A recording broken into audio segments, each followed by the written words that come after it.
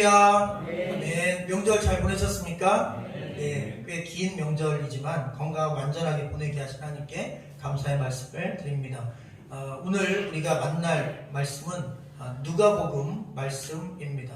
이 누가복음이라고 하는 말씀은 우리의 삶 가운데 특별히 인간으로 오신 예수님이 어떤 분으로 또 우리에게 다가오시는지에 대해서 자세하게 기록되어 있습니다. 우리가 오늘 본문 말씀을 보지는 않았지만 특별히 마태복음은 족보로 시작합니다. 그래서 마태복음 첫 장을 열면 인류 역사가 쭉 시작된 과정을 기록하게 되는데, 특별히 마태는 아담부터 아브라함 직전까지의 족보를 빼버리고 아브라함부터 쭉 족보를 기록합니다.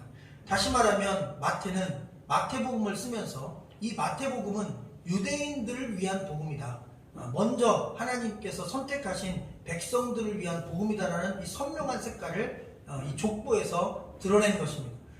그리고 이 누가는 특이하게도 앞으로 우리가 만날 수도 있겠지만 뒤에 장에 보면 족보를 거꾸로 기술합니다.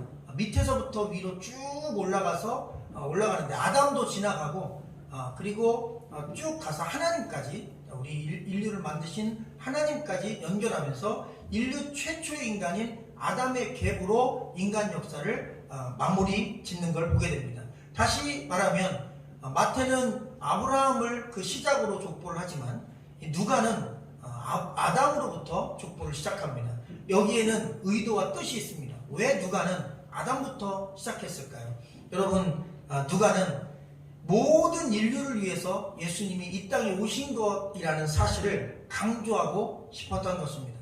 그게 유대인이든 선택받은 백성이든 우리처럼 이방인이든 타종교이든 관계없이 아담의 후손으로, 하나님이 최초로 만든 인간 아담의 후손으로 이 땅에 살고 있는 모든 인간을 위하여, 인간을 구원하기 위하여 아기 예수가 태어나셨다는 것을 강조하기 위하여 아담부터 족보가 시작된 것입니다. 또한 누가복음에 하나의 또 중요한 특징이 있는데, 약자를 위한 복음이라는 특징을 가지고 있습니다. 그래서 이 누가복음에 특별히 여자들, 당시 사회적으로 상당히 억압받고 무시당하고 직업도 가질 수 없었던 여자들, 사실 사람 숫자를 셀 때 인간 숫자에도 넣지 않을 만큼 정말 인권이 유린되던 시절이었습니다. 바로 그 여자들이 또 이 누가복음의 핵심 인물로 많이 등장합니다. 죄인들, 다른 사람들이 같이 밥도 먹지 않는 세리라든지 창기라든지 세상적으로 지탄받는 수많은 죄인들이 예수님의 복음의 한복판에서 위로와 회복을 경험합니다. 또 하나는 이방인들입니다. 유대인들은 선민의식이라고 해서 우리만 선택받았다, 이런 생각에 똘똘 뭉쳐있는데, 누가는 자신도 이 사복음서를 기록한 마태, 마가, 누가, 요한 이 4명 중에 유일하게 누가만이 유대인이 아닌 이방인입니다. 자기도 이방인인데 예수 그리스도를 믿게 되었고 그분의 제자가 되었고 성경을 기록하게 되었으니 이 땅에 그 어떤 나라 어떤 이방인이라도 다 자기처럼 예수 그리스도를 믿으면 구원에 이른다는 사실을 강조하고 있습니다. 그리고 병자들, 가난한 자들, 사회적인 약자들을 품고 그들의 이야기를 기록합니다. 그리고 여러분, 이 누가는 의사라는 직업을 가지고 있었습니다. 이런 말이 있습니다. 법관은 인간의 가장 나쁜 것을 봅니다. 그리고 목사는 인간의 가장 좋은 것을 보려고 애씁니다.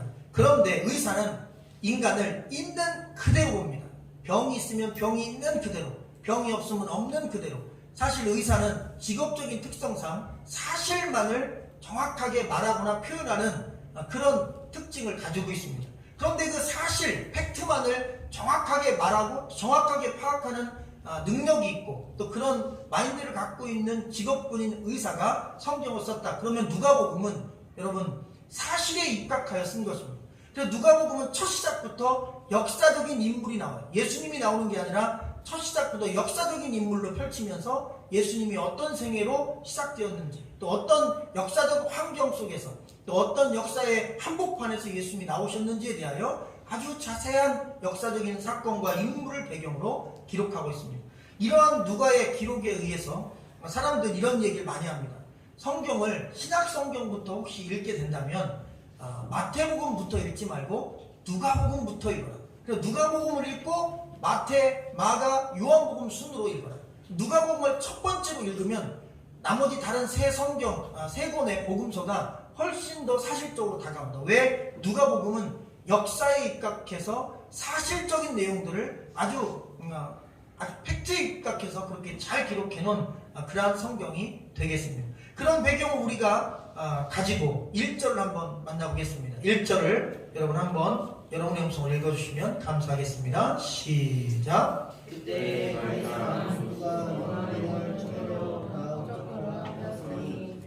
아멘. 자, 말씀드린 대로 첫 절부터 가이사 아구스토라고 하는 역사적인 인물이 나오게 됩니다. 그리고 역사적인 사건, BC 4세기에 있었던 천하로 호적하라, 로마 제국 안에 있는 모든 나라는 다 호적에 자기 이름을, 자기 주소를, 자기 태어난 날짜를 다시 기록하라, 정확한 인구 파악을 하기 위해서죠.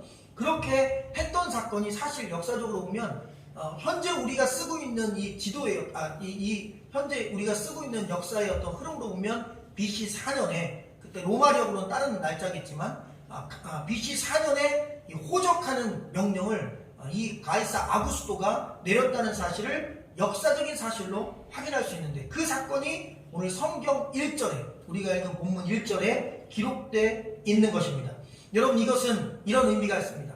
인간 역사 한복판에 거기에 주인공과 같은 황제 이름이 나오고 그가 행했던 정책이 나오며 그 정책과 함께 예수 그리스도의 탄생이 나온다는 얘기는 인간 역사 속에 하나님의 역사가 있고 하나님의 역사 안에 인간 역사가 있고, 그리고 인간 역사는 고로 하나님이 주관자다라는 메시지를 같이 전하고 있음을 믿으시길 주의 이름으로 축원합니다. 아멘. 역사의 주관자는 하나님이십니다. 아멘. 성경은 뜬구름 잡는 실화나 이야기책이 아니라 역사의 한복판에서 하나님이 일하신 사건을 기록하고 있습니다. 세계 역사와 성경 역사가 같이 갑니다. 그래서 성경은 더 진실되고 더 사실적이고 그리고 더 우리 인간 역사 속에 파고들어 우리에게 메시지를 주고 있는 것입니다.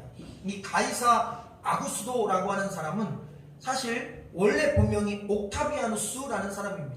왕이 될 서열이 아닌데 먼저 죽은 아주 유명한 시저라고 하는 이 왕이 자기 유언장에다가 옥타비아누스를 왕으로 세워라, 그리고 자기는 죽었어요. 사실 브루투스에게 죽음을 당했는데 그 죽음을 당한 이후에 이 옥타비아누스가 왕이 되었습니다. 유언에 의해서 왕이 되었어요. 그리고 자신은 이름을 바꿨습니다. 그 바꾼 이름이 오늘 성경에 기록된 가이사 아구스도. 우리가 역사책에서는 사실 아우구스투스라고 그렇게 명명되어 세계사에서 아우구스투스, 그러면 로마의 1대 황제, 초대 황제라고 이야기합니다. 왜냐하면 로마가 세워졌지만 왕권이 이렇게 확립되지 않아서 좀 흔들리다가 이 옥타비아누스가 왕이 되면서 황제권이 강화되고 황제가 절대 권력을 휘두르게 되었습니다.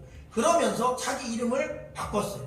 그래서 거의 초대 황제가 되면서 아구스도라는 이름으로 바꿨는데, 여러분, 이 아구스도라는 이름의 원래 뜻은 신적 계시의 인물이라는 뜻입니다. 다시 말하면 아구스도의 이름의 뜻은 Son of God, 하나님의 아들이라는 뜻입니다. 자기 이름을 신의 아들로 바꾼 거예요. 나는 신의 아들이다. 그래서 사실 로마 안에는 로마가 제국이 되고 황제가 딱 들어서면서 로마 황제를 신으로 숭배하는 로마 황제 신앙이 자리 잡게 됩니다.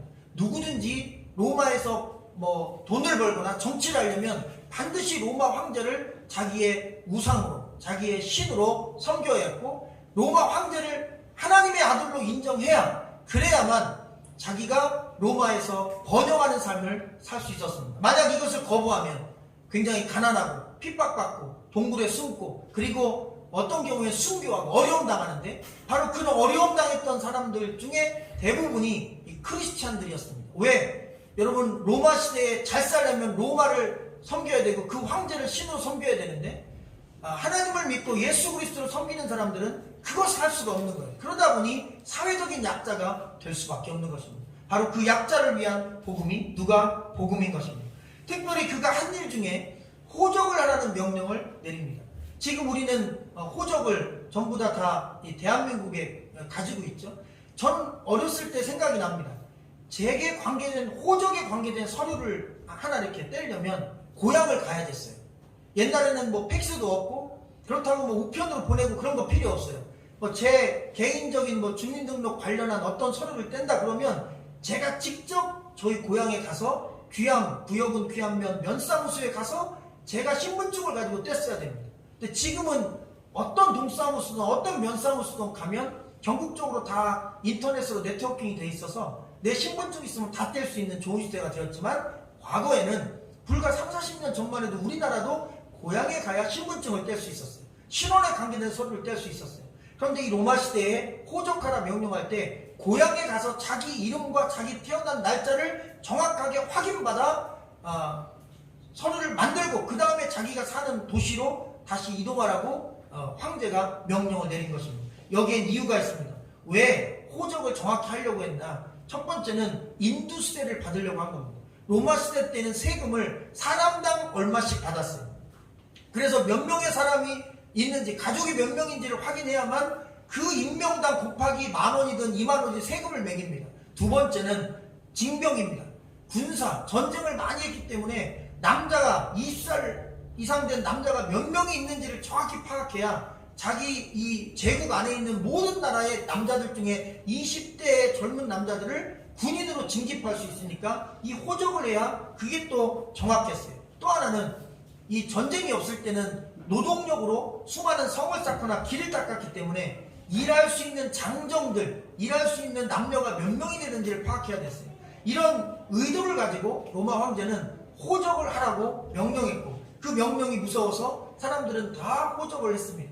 그런데 유대인들 그리고 크리스찬들은 이 호적하는 명령 안에서 가장 따르기 어려웠던 것이 바로 세금 문제입니다. 왜냐하면 이스라엘 백성들은 자고로 하나님 앞에 헌금을 드렸습니다. 예물을 드렸어요. 11조를 드렸고 제물을 드렸습니다. 근데 사실 종교와 정치가 하나가 되었기 때문에 그 당시에 그들이 드렸던 그 예물은 세금과 같은 것이었어요.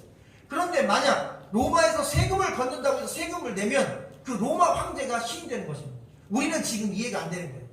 지금 세금 낸다고 뭐 대통령이 시는 아닌데, 그 당시에는 로마 황제가 요구하는 세금을 낸다는 것은 로마 황제가 나의 son of God, 하나님의 아들로 인정하는 것이죠. 그래서 크리스찬들은 선택의 여지가 없었어요. 동굴로 도망가야 됐어요. 경제활동을 포기해야 됐어요. 그리고 산으로 들러 도망다니면서 그 경제적인 부분의 이익을 내려놔야만 됐기 때문에 유목민처럼 떠돌고, 그 다음에 산속에 숨어서 농사를 짓고, 그것도 안 되면 굶어 죽거나 잡히면 죽음을 겪었던 것입니다. 바보 같죠? 까짓 거 그냥 세금 내지. 왜 그거를 거부했을까? 세금 내는 게 마땅한데. 근데 그냥 세금이 아니었습니다. 하나님께 한 푼도 드리지 말고 전부 다 나라에, 그리고 황제에게 예물, 다시 말하면 황제를 섬기는 예물을 드리라는 그런 의도가 거기 숨어 있었던 것입니다. 우리나라 과거 일제시대 때 신사참배와 비슷한 것입니다. 그렇게 황제를 섬겨야 됐어요. 몸을 다하고 마음을 다하고 내 물질을 다해 섬겨야 됐어요. 그게 아니면 로마에서 성공할 수 없었어요. 그러니 크리스찬인들은 주류가 못되고 비주류 밖에는 될 수 없었던 환경이었습니다. 그래서 당시에는 로마가 만든 화폐에, 모든 화폐 동전에는 로마 황제, 이 가이사 아구스투스의 얼굴이 들어가 있는 것입니다. 황제의 형상이 들어가 있었어요. 돈에. 그런데 여러분, 예수 그리스도를 믿는 우리 안에는 황제의 형상이 아니라 하나님의 형상이 들어있습니다. 하나님의 형상을 품고 있는 우리가 이 땅의 신을, 이 땅의 사람을, 황제를 신으로 섬길 수 없었던 것은 마찬가지인 것입니다. 지금이나 그때는. 이 호적을 하기 위해서 만삭인 마리아와 그 남편인 요셉이 이제 출발을 합니다. 그런데 사실 나사렛이라는 동네에서 이 예루살렘에서 8km 떨어진 베들레헴이라고 하는 요셉의 고향 동네까지는 거리로 따지면 직선거리로 100km 정도 되는 상당히 먼 거리입니다. 그 100km나 되는 먼 거리를 만삭의 몸으로 이렇게 나귀에 짐을 싣고, 그리고 걷거나 하는 나귀에 올라타거나 하면서 그렇게 며칠 동안 간 것입니다. 그리고 도착했을 땐 이미 양수가 터지고, 그리고 아이가 막 나오기 시작한 거예요. 그런데 머물 곳도 없고 아이를 이렇게 낳을 곳이 없어요. 그래서 급하게 구한 곳이 이 마구간이고, 거기에 이 밥그릇을 만들어놨는데, 사실 그건 여물통 같은 것인데 그 여물통에다가 강보를 깔고 거기에 아기 예수님을 눕혔던 것입니다. 안락한 침대가 아니라 돌이나 나무로 만든 이 여물통에다가 아기 예수님을 누였던 사건이 성경에 기록됩니다.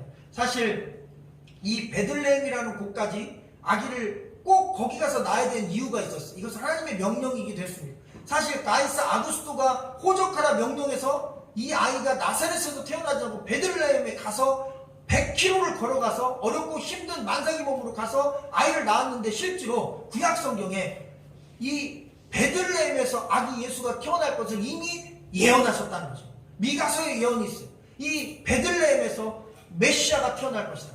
사실은 하나님께서 이 황제를 사용하신 거나 마찬가지입니다. 황제가 자기 이익 때문에 명령을 내렸는데 하나님께서는 강력하여 선을 이루어 그 황제의 명령과 더불어 합법적으로 여행을 하고 안전하게 여행을 해서, 그리고 약속하신 베들레헴에서 아기 예수가 태어나시도록, 그래서 이분이 하나님의 아들임을 확실하게 증명할 수 있도록 그렇게 만드신 것입니다.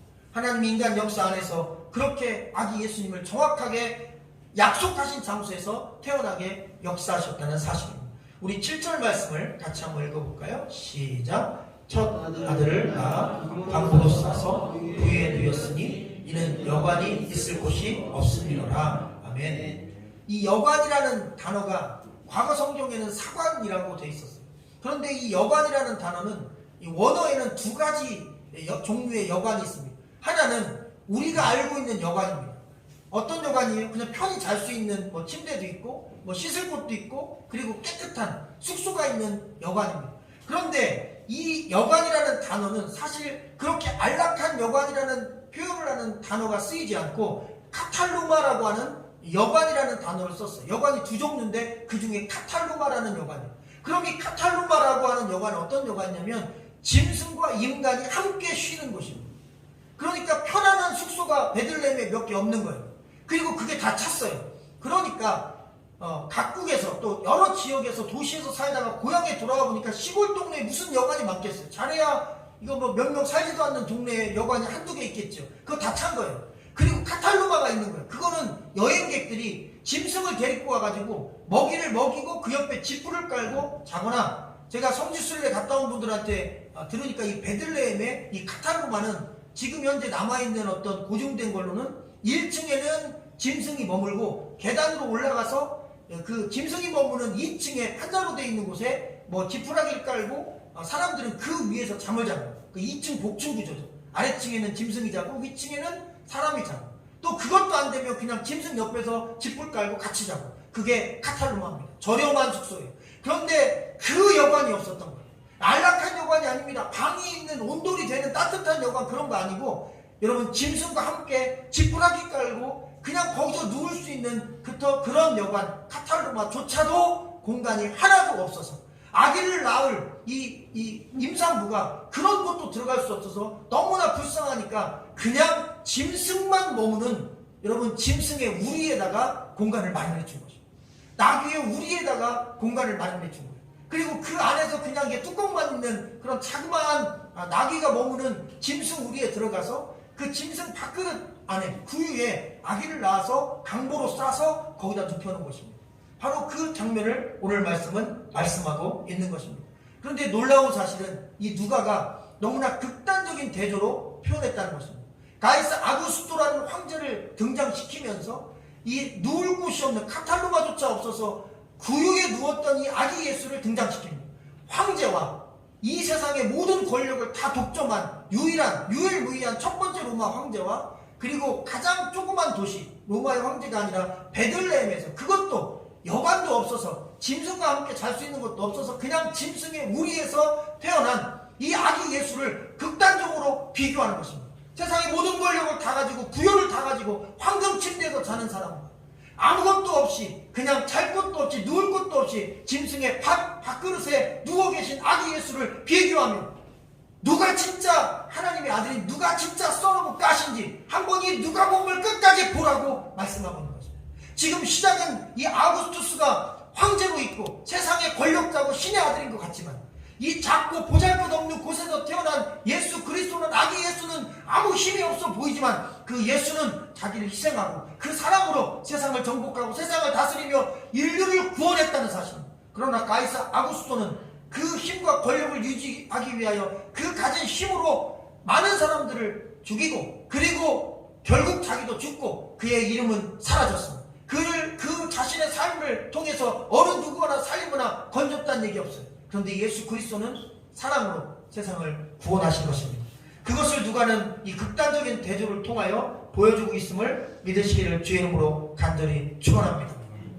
여러분, 다미안이라고 하는 신부님이 계신데, 이분은 1840년에 벨기에의 농부의 아들로 태어났습니다. 근데 이 벨기에 농부의 아들로 태어난 다미안이라는 신부님은 어려서부터 차분하게 공부를 하다가 자기가 신부가 되고 종교인이 되었다는 생각을 가지고 하와이의 신부로서, 선교사로서 벨기에에서 떠났습니다. 그리고 1873년 어느 날 하와이 안에 우리나라 소록도처럼 몰카이 섬이라는 곳에 나병 환자들만 모아놓은 곳이 있었어요. 그런데 여러분, 이 몰카이 섬은 사실 저주받은 땅입니다. 나병 환자들을 모아놓은 거예요. 그냥 먹을 게 있거나 뭐 거기 건물이 있거나 그런 게 아니라 갖다 버린 겁니다. 거기서 병 들었다가 죽으라고. 나병 걸리면 다 몰카이 섬에 갖다 버리는 거예요. 근데 그 섬에 이 신부님이 들어가 본 거예요. 근데 그곳에 가서 보니까 아무런 기반 시설도, 의료 시설도, 치료할 방법도, 먹을 양식도, 그 다음에 제대로 된 집도 없이 그냥 이 섬에다가 그들을 갖다 버린 거예요. 그 버려진, 그리고 온몸이 썩어가는, 죽어가는 그들을 보고 그는 결심합니다. 내가 이 몰카이 섬에 들어가서 내 남은 생애를 이들과 함께 보내야 되겠다. 근데 나병 환자들도 자존심이 있었던 거예요. 자기를 버린 건강한 인간이 미웠던 거예요. 신부의 옷을 입고 왔지만 아무도 마음의 문을 열지 않았다는 것입니다. 왜? 너희들이 우리를 버렸다는 거예요. 당신처럼 건강한 사람들이 우리를 이곳에 버려서 여기서 썩어 죽게 만들었다는 거예요. 먹을 것도 안 주고 집도 안 줘주고 그리고 사회 기반시설 아무것도 안 해주고 우리는 버림받았다는 거예요. 우리를 버린 자가 뭐하러 우리를 도우러 왔냐는 거예요. 그래서 어느 누구 하나 마음문을 안 열어서 도와주러 왔는데 마음문을 안 열어요. 여러분, 결국 나병 환자가 됐습니다. 동일하게 그들이 나병으로 인하여 고통받는데 나는 건강하니까 나를 당신들이 배척한다면, 당신들의 고름을 빨고 당신들의 그 질병을 치료하기 위해서 나는 아무런 이런 예를 들면 보호장비 갖추지 않고 함께하겠다. 그 결국 들어가서 바로 나병 환자가 됐어요. 그리고 나병 환자로 그들을 섬기기 시작합니다. 그런데 같은 병에 걸려서 왔는데 같은 병에 걸렸으면서도 자기들을 돌보고 자기들을 치료하고 고름을 짜주고 그리고 붕대를 감아주고 그리고 밖에 있는 자기 후원하시는 분들을 통해서 의료품이나 뭐 이런 것들 식량도 공급해주고 집도 지어주고 하는 이런 모습 속에 그들이 마음을 활짝 여는 거예요. 그리고 이 섬은 사람들이 살 수 있는 좋은 환경을 갖춘, 그리고 병자들이 치료받을 수 있는 좋은 환경을 갖춘, 우리나라의 지금의 소록도처럼 어느 정도 정비된 공간으로 16년 만에 탈바꿈합니다. 그리고 결국 16년 뒤에 그도 죽습니다. 왜? 나병으로 죽은 거예요. 그런데 놀라운 사실이 벌어집니다. 이 벨기에 출신의 나병 환자로 죽은 선교사가 그 시신이 벨기에로 돌아오는 과정이 전 세계적으로 큰 영향을 끼칩니다. 특히 벨기에에서는 충격을 줍니다. 많은 사람들이 그 이후로 나병 환자들이 전 세계적으로 다 버림받아서 그렇게 한 섬이나 어느 곳에 구역을 정해서 다 쓰레기 더미처럼 던져서 거기서 썩어 죽어간다는 사실 앞에 이 나병 환자를 위해 헌신하기로 결심한 선교사들과 목회자들과 하나님의 사람들이 도처에서 일어나서 일본에서 그런 역사가 있고 우리나라 소록도에서 그런 역사가 있고 이 나병 환자를 위해 헌신한 사람들이 전 세계에서 불같이 일어나는데 그 불꽃, 처음 불꽃, 마중물이 바로 이 다미안 선교사가 되었다는 것입니다. 여러분, 마찬가지입니다. 예수님이 이 땅에 인간으로 오신 것은 다미안 선교사가 이 나병 환자를 고치고 나병 환자를 돕기 위해 나병 환자가 된 것과 같은 것입니다. 하나님이 인간으로 오신 겁니다. 그것도 아기 예수로 온 것입니다. 아우구스투스의 그 황실에서 태어난 게 아니라 그 황금 침대에서 태어난 것이 아니라 마구간에서 말 밥그릇에서 그 인생의 첫 출발을 시작한 것입니다. 왜 그랬을까요? 가장 낮은 곳에서 나신 이유는 가장 낮은 곳에서부터 예수 그리스도의 복음이 시작되는 것이기 때문입니다. 가장 낮은 곳에 있는 자들이 그 예수를 기다렸기 때문입니다. 우리 8절 말씀을 한번 읽어보겠습니다. 중요한 구절인데요. 여러분의 음성으로 시작. 그 지역의 목자들이 밤에 밖에서 자기의 양들을 치더니. 아멘. 여기 목자들이 나옵니다. 우리가 성경을 보면 예수님이 오신다는 소식을 접하거나 또 그 소식을 미리 알고 예수님을 영접한 두 부류가 있어요. 마태복음에는 동방박사가 나옵니다. 그리고 이 누가복음에는 목자들이 나옵니다. 그리고 다른 복음서에는 목자도 동방박사도 안 나옵니다. 그럼 마태복음은 이 동방박사들만 출연시키고 목자들은 출연시키지 않았어요. 왜? 동방박사는 귀족들입니다. 그들은 유력한 사람들입니다.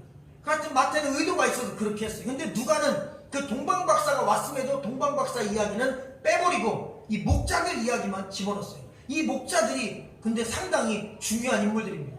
우리는 그동안 말씀을 보며 성탄절 때마다 그냥 길에서 들에서 양을 돌보던 양이나 돌보던 그냥 저급한 가난한 어려운 가장 낮은 계급에 있는 목자들이 천사의 음성을 듣고 하나님의 선택을 받아 그래서 아기 예수를 보러 갔다 그리고 경배했다 이렇게 들었습니다. 그런데 여러분 이 베들레헴이라는 곳에 가면 베들레헴이라는 도시 안에 마치 천안시에 쌍용동이 있고 뭐 무슨 동이 있듯이 베들레헴이라고 하는 곳 안에 작은 지역이 또 하나 있어요. 그 지역이 메나케렘, 이름이 좀 어렵죠. 메나케렘이라는 지역이 있어요. 이 메나케렘이 베들레헴 속에 있는 작은 동네예요.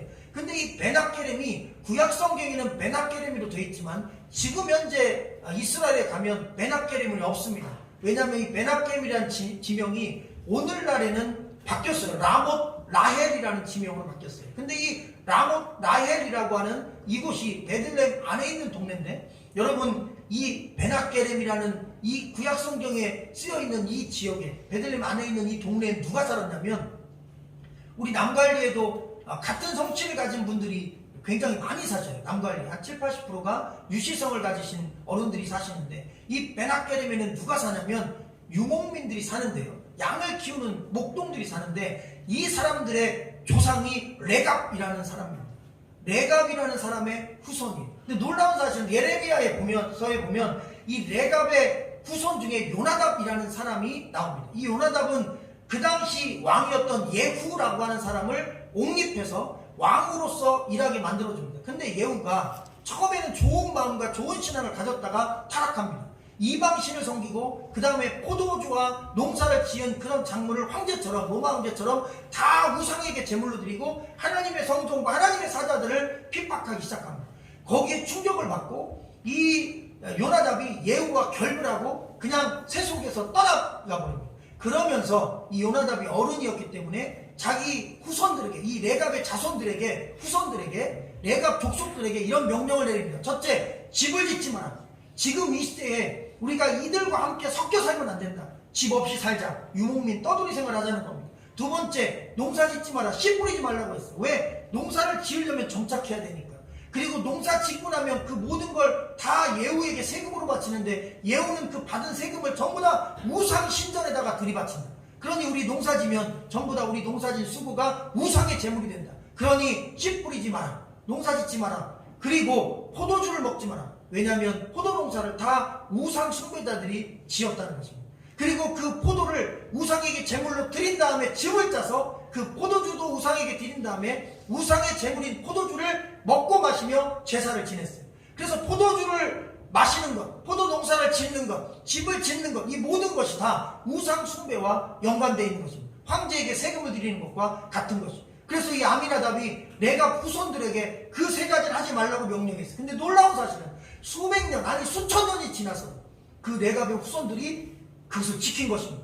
그리고 더 놀라운 건 BC 588년에 이 유다가 멸망을 합니다. 바벨론에게. 그리고 바벨론이 유다를 멸망시키면서 이 유다에 있는 웬만한 중산층 이상 사람들을 다 잡아다가 포로로 끌고 갑니다. 그런데 성경에 보면 그냥 보잘것없고 가난하고 집 없고 공부하는 게 별로 없는 똑똑하지 않은 그냥 모자라는 사람들, 그들이 볼 때 별 볼 일 없는 사회 천민들을 거기다 놔둬요. 그런데 여러분 잘 보십시오.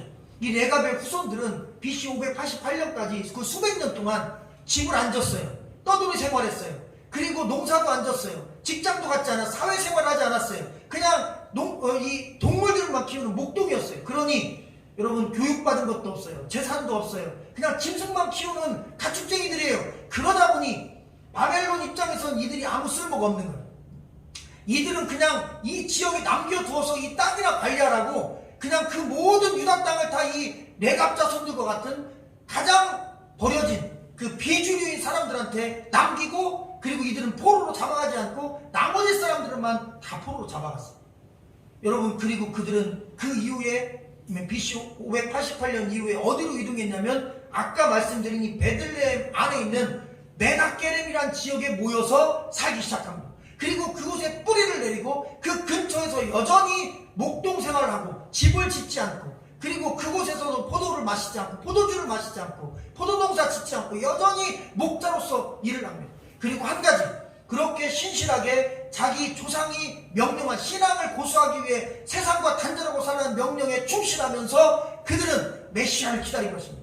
언젠가 우리가 이 믿음을 지키며 핍박받고 어려움 당하고 우리가 이 가난하고 힘든 삶을 사는 이 모든 걸 위로하고 회복할 하늘의 메시아 하나님의 아들 선하고까지 올 것이다. 그 이야기를 조상들이 계속 해준 것입니다. 그리고 그들은 끝까지 그 명령을 지키며 사회적인 약자로 그러나 신앙을 지키며 살아갑니다. 그리고 흔들리지 않습니다. 수백 년 수천 년이 지나도 자기 조상의 그 신앙의 유전을 지킵니다. 세상과 타협하지 않습니다. 그런 목자들이 지키고 있는데 천사가 그 목자들에게 나타난 것입니다. 그리고 예수 그리스도의 탄생, 메시아의 탄생을 말해준 것입니다. 오늘 12절에 보면 가라! 그렇게 가라라고 하는 go라는 단어가 들어있어요. 근데 원문에는 가라라는 명령이 없습니다. 그냥 아기 예수가 태어났다는 그 사실만 전해줬어요. 그럼 뭡니까? 가라라는 명령이 있다면 천사가 가라고 명령해서 수동적으로 간 것이지만 가라라는 명령이 원문에 없다는 얘기는 그냥 그 아기 예수가 이 땅에 오셨다는 얘기만 해준 거예요. 그러면 여러분, 이 목자들은 그 오셨다는 소식을 듣고 간 것은 스스로 간 것입니다. 능동적으로 간 것입니다. 그리고 찾은 것입니다. 정확히 어디에서 났는지 어디에 계신지 모르지만 베들레헴이 워낙 넓지 않은 곳이니까 다 뒤진 거예요. 여러분, 열심히 찾은 겁니다. 왜? 그들은 손꼽아 기다렸어요. 수백 년 수천 년을 기다렸어요. 그리고 사회적 약자로 살면서 이 땅에서 핍박받으면서도 믿음을 지키고 그 믿음 안에 살면서 기다린 거예요. 여러분, 우연히 목자들이 하나님의 음성을 들은 게 아닙니다. 우연히 하나님께서 이 목자들을 찾아가 그들을 위로한 게 아니고 메시아 소식을 전한 게 아닙니다. 여러분, 이 목자들은 그런 신앙 전통을 가진 하나님이 선택한, 하나님이 계획한 하나님의 사람들이었던 것입니다. 바로 그 목자들이 예수 그리스도를 첫 번으로 본 것입니다. 동방 박사보다 먼저 예수 그리스도를 만난 것입니다. 그리고 그 예수 그리스도를 영접하고 그들의 삶 가운데 있던 모든 아픔을 거기서 위로받았던 것입니다. 주님은 우리 인생의 위로이십니다. 우리가 믿음을 지키기 위해 걸어가는 이 예배와 신앙의 걸음, 어떤 어려움이나 또 시간적으로 또 육체적인 그 손해를 본다 할지라도 우리가 믿음을 지키고 예배하며 주 오심을 기다리는 이 땅의 새로운 레갑의 후손인, 믿음의 후손인 그리스도인들, 크리스찬들에게 이 목자들은 그렇게 도전적인 메시지를 전해주고 있음을 기억하기를 주의 이름으로 간절히 축원합니다.